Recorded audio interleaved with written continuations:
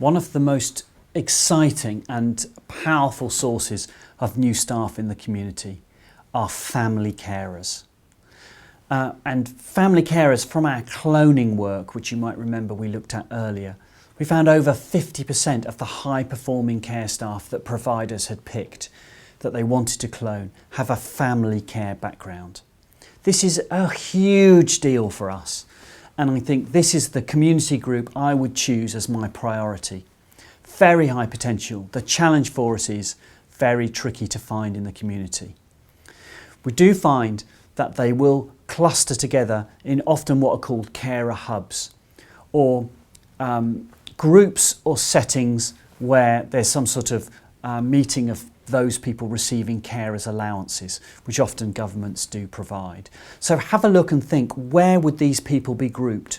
You might find there's a carers charity in your local area that organises support for this group of people.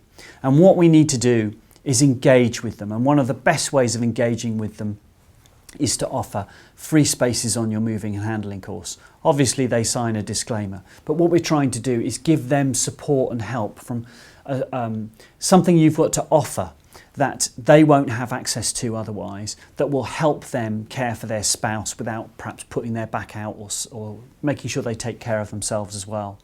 And that will build a network and engagement with them and goodwill. And you can start talking to a wider group of them, get more of them to come in and start talking to them, and you'll find word of mouth will spread.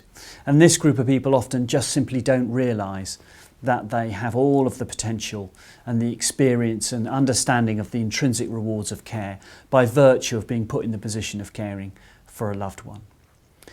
When we studied the percentage in the US, it was found in polls that family carers were unaware largely that paid care was an option for them.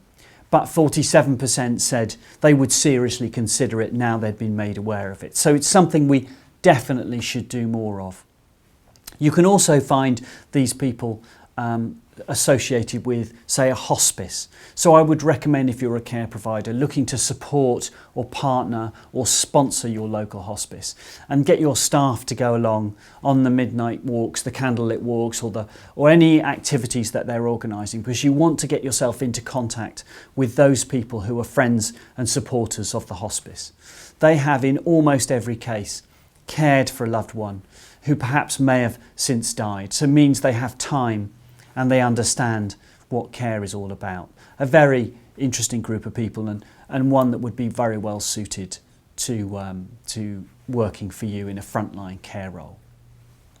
You may often have to start on a few hours with them, get them gently into it. These are people who are often new to care. They're not already paid care workers, so don't overburden them first of all, chuck them into the deep end. Give them time to build their hours and get used to it. But once you do that, it's a very, very high-performing group of people. Anyone that has family care experience is a really, really interesting group of people from a recruiter's point of view.